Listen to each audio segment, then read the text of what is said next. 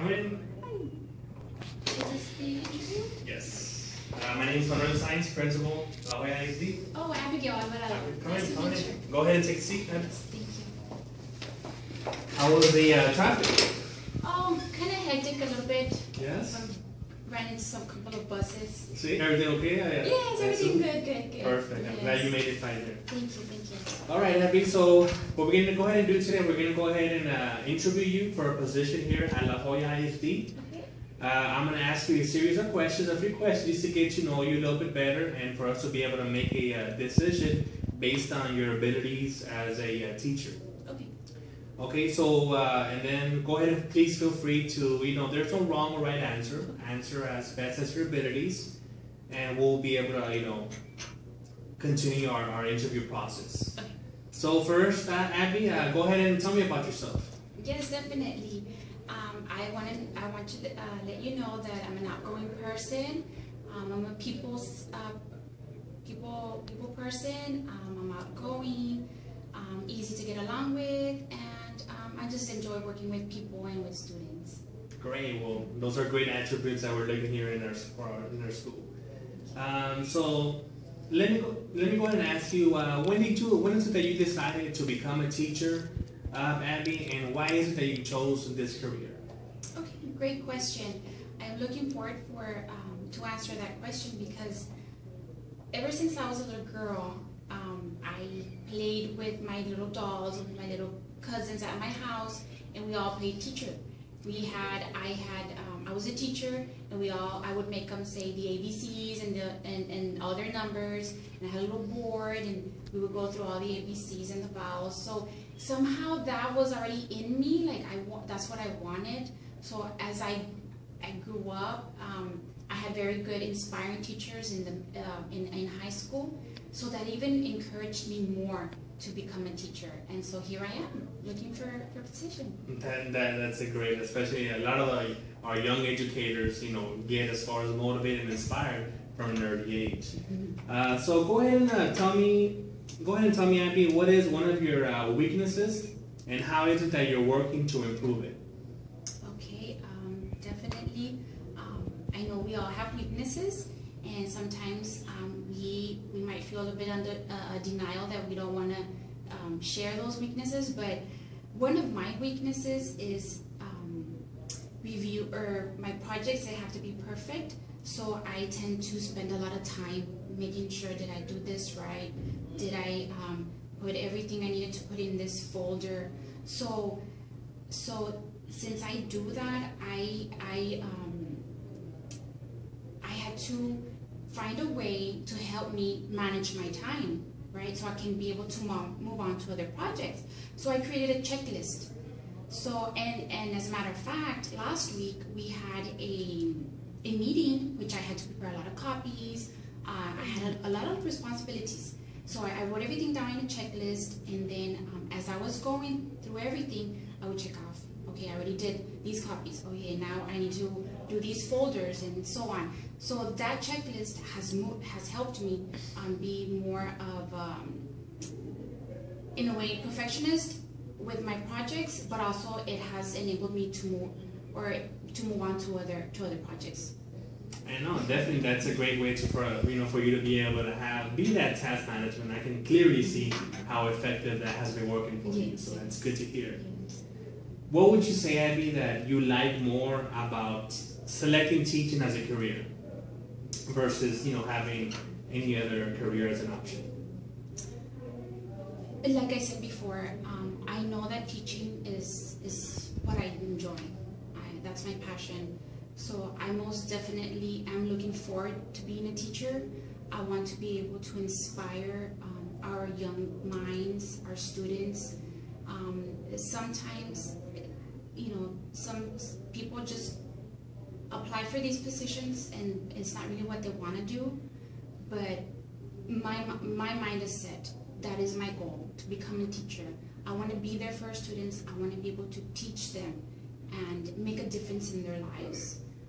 I want them to remember me when they graduate or when they're older. Like, oh yes, I remember Miss Alvarado. She was great. She She taught really good English. She explained everything in detail. She was always there, and I want to be able to do that, make that difference, and also go that extra mile for them.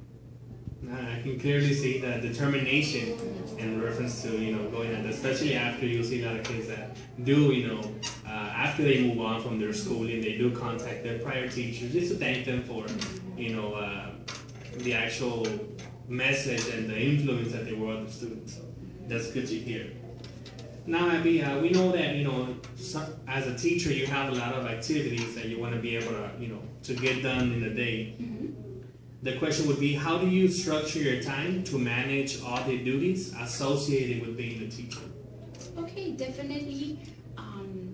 Time management is very important because in a day, time goes by super fast, and I would structure my day or my time management by preparing all of my lessons ahead of time, even if it means staying late after work or coming in earlier, so I can be able to run those copies and have everything prepared for my students before class starts.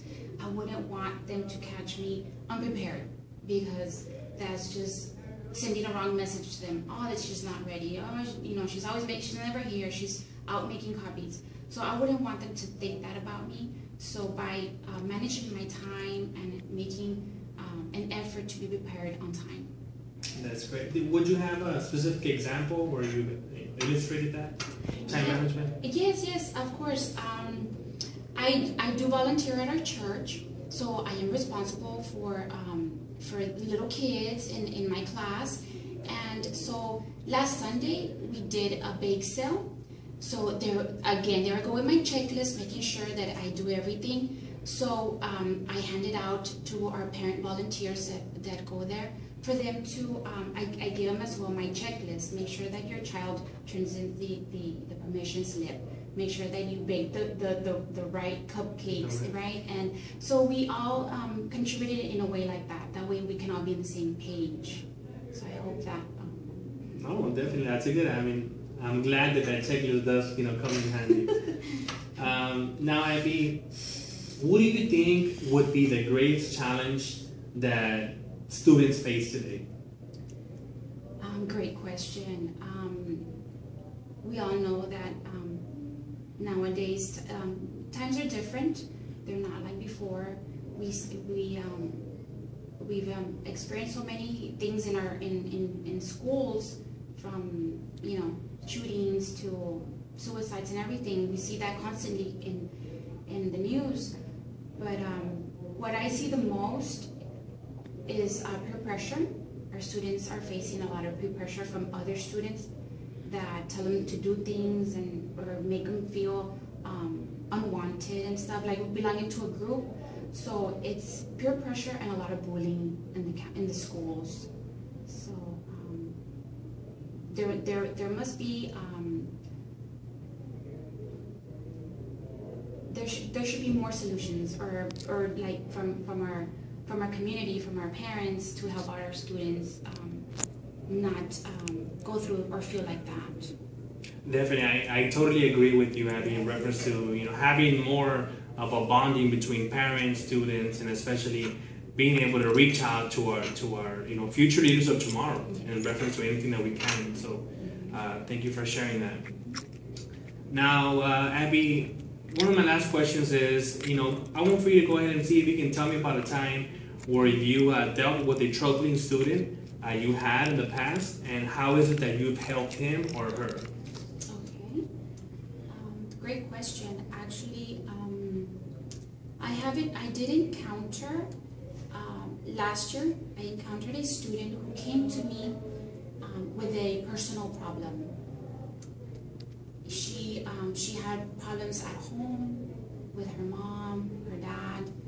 So it was very difficult for her to confront her parents with this particular situation, which I'm not really going to elaborate because it is confidential and personal. But I do remember helping her through this. I showed her that I was there. I showed her that I was her friend and that she can count on me. and also I gave her advice through all of this problem, through this situation. And then she was able to confront her mom, her parents, and everything worked out great at the end, which gave me a big relief, like, oh, thank God I helped her. And then I was surprisingly, at the end, she came to me with a big hug and she told me, thank you, miss, you really helped me. Me and my parents get along better now. So that just gave me a sense of like, oh my God, I'm glad I helped you. So it also made me realize this is what I want to do. This is where I want to be, and I'm just glad that I was to make a difference in her life as well. And definitely, La Jolla is we are looking for individuals as yourself that are willing to go that extra step and make a difference on our students' lives, especially since they spend most of the time with us, with the teacher in the classroom, that they are the role models. So we're glad to hear that from you. Now, Abby, is there anything else that we haven't discussed today that you would want to share with us to be able to make a better decision on choosing you as a candidate for La Jolla ISD? Yes, I would really want you to make me your teacher for this for your district. I am looking forward for it. I do have friends of mine that work in this district, and I have asked them if I could observe them while they're teaching, and they have. And just being there and seeing how they interact with students, and how when students raise their hands, because they have questions, and then the students feel grateful because the teacher or my friend was there to explain everything, and they're like, oh, thank you, miss, now I understand. Okay, so I really feel that that's what I want to do.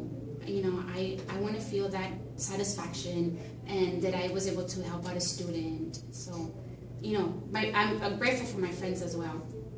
Well, I'm glad you're able to experience that, especially since La Jolla ISD, we have a lot of competitive teachers that go out there each day to make a difference. So I'm glad you're able to experience that from your side. Now, up until this point, would you have any questions for me? Okay. Yes, I do have one question. Since I am involved with my church and with our community, I would like to know how is your school involved with the community out there? Well, that's a good question, Abby. With La Jolla ISD, we understand that our schools, our neighborhoods, they need a lot of help. So what we've done is we've established a huddle up program, and what that does is it helps communities. And what we do specifically is we go out to the Boys and Girls Club, and we have fundraisers, which is barbecues, chicken plates, and what we do with the funds, we goes back into the community. What we did last month, we went out there with all the funds that we collected from fundraising, the barbecue plates. We went back and we painted the walls of the Boys and Girls Club. We actually helped remodify the basketball courts, so now we put the nets and the rims. So we give back to the community. That's a small way, a token of our appreciation back to the city, and that's something that we're looking forward to continue doing on a month-to-month basis. Oh, that sounds a lot of fun. That's good to know. Okay, so do you have any other questions for me, Abby? Oh, basically that was it. Okay, so at this point, this does conclude our interview process. Okay. What we're going to go ahead and do from now, we're going to go ahead and continue interviewing the rest of the applicants. Okay. We should be done by this Friday, and by next Friday at the latest, you should hear from our head of the hiring process from our HR department. Okay. And they'll go ahead and contact you and let you know in reference to the feedback that we gathered and the next selection process. Okay. Sounds okay. Great. I'm looking forward for that. Thank you. Well, thank you for coming, Abby, and thank you so thank you much. for being part of the candidate.